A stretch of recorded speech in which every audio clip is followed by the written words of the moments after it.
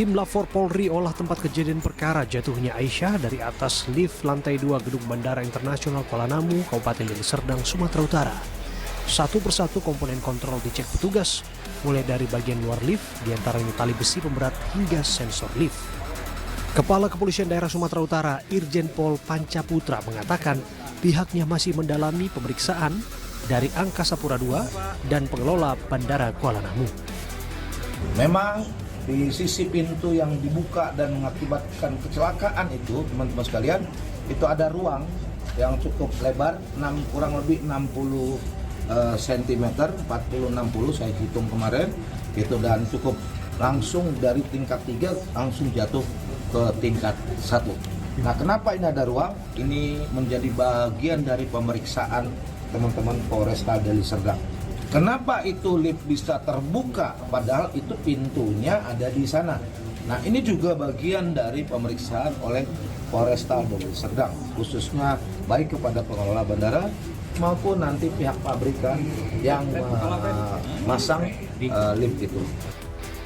Sementara itu, setelah memeriksa otoritas bandara, Ombudsman Republik Indonesia perwakilan Sumatera Utara lanjut memeriksa PT Angkasa Pura Aviasi selaku anak perusahaan dari PT Angkasa Pura II yang mengelola Bandara Kuala Namu. Ombudsman meyakini ada kelalaian dan pelanggaran Undang-Undang Nomor 25 Tahun 2009 tentang Jaminan Pelayanan Publik. Saya pun mendalami keterangan Kepala Ombudsman Perwakilan Sumatera Utara, Abiyadi Siregar.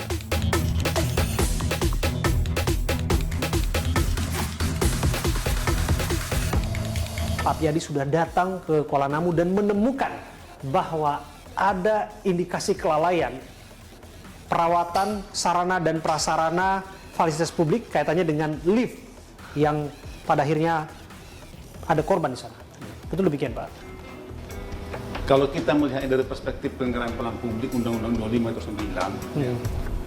9, kan disebutkan bahwa Undang-Undang 25 menyebutkan bahwa seluruh penyelenggara pelayanan publik itu wajib memberi jaminan keamanan dan keselamatan bagi penggunanya dalam penyelenggaraan pelayanan publik untuk masyarakat penggunanya. Oke, jadi persis. Itu kewajiban. Nah, karena itu kemudian tentu jaminan keamanan itu diwujudkan dalam bentuk sarana pelayanan. Betul. Untuk ini misalnya dari liftnya. Oke. Nah, dari situlah kemudian kita lihat bahwa kondisi liftnya, konstruksi, kita melihat dari konstruksi lift, ya. Misalnya ya, ini itu agak berbeda dari lift pada umumnya. Bedanya apa? Dia berbeda karena pintunya 2, ya kan? Walaupun mungkin ada juga di tempat lain, tapi di pusat perbelanjaan banyak kok demikian ya, sebetulnya. Tapi ini ya agak secara umum ya. Ya. Nah, karena itu kemudian ketika kita masuk di lantai 1 itu pintu masuknya adalah ini. Pintu keluarnya adalah sebelah sana, di depan. Jadi label dulu ini pintu A, sana pintu B. Pintu B itu adalah keluar. Tapi biasanya orang rajin seperti korban, ketika dia masuk lalu dia berputar, kan?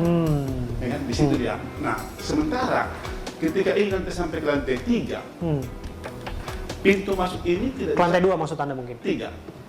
Nah. Itu 3. Nah, lantai itu tidak ada akses keluar.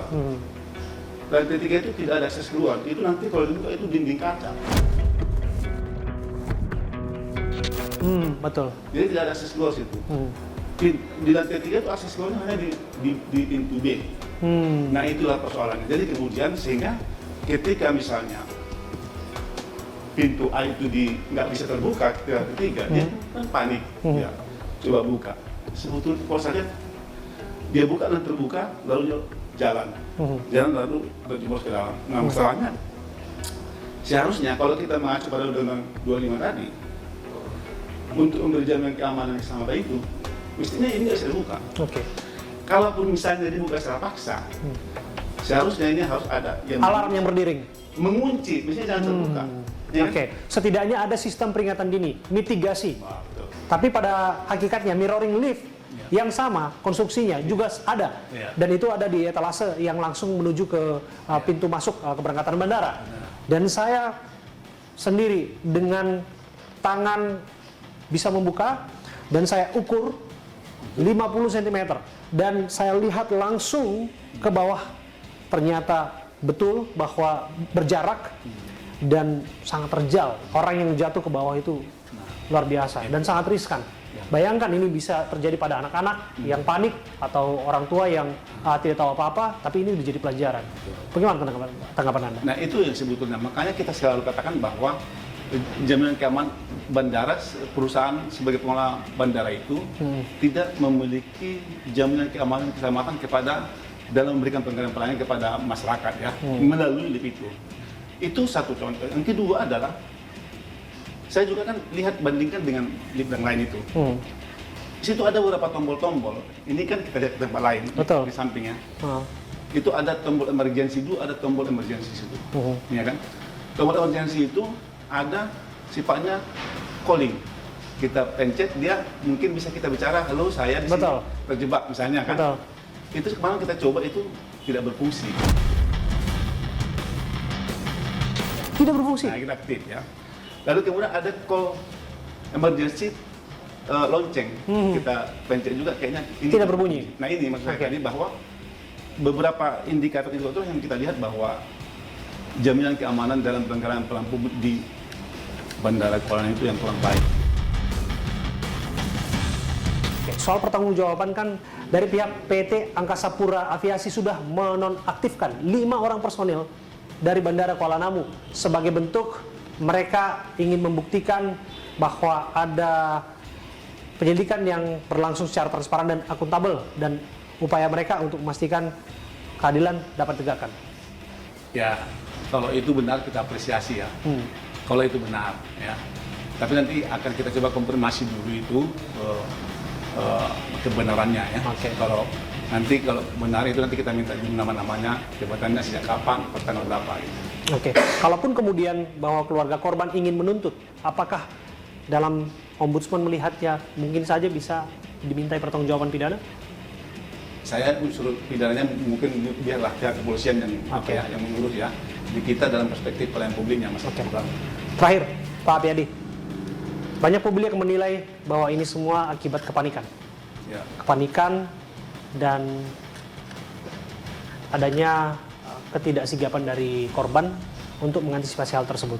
Artinya, dalam tanda kutip, kelalaian itu bisa saja terjadi karena korban waktu itu menelpon dan panik dan tidak berupaya untuk memaksimalkan setiap sarana, prasarana yang ada di dalam lift itu untuk dia bisa keluar di sana. Kalau Anda menilainya, banyak orang yang masih menyalahkan korban dalam hal ini, bagaimana? Saya kurang setuju ya. Jadi, ini begini ya. Oke lah mungkin dia tidak fokus ya.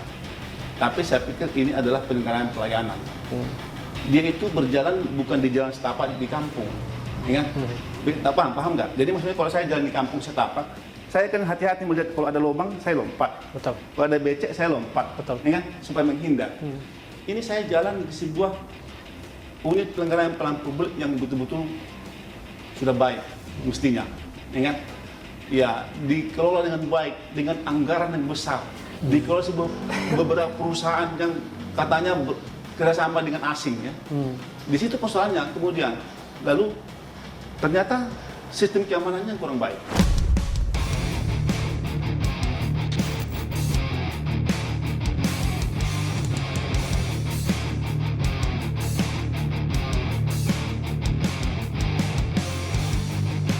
Sobat, ini adalah eskalator yang mengantarkan kita menuju ke bawah dengan selamat.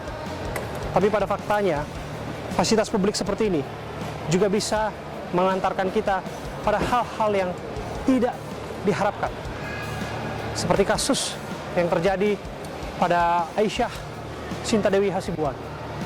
Menjadi pelajaran penting untuk perawatan sarana-prasarana, termasuk pengawasan di dalamnya oleh pihak yang berwenang.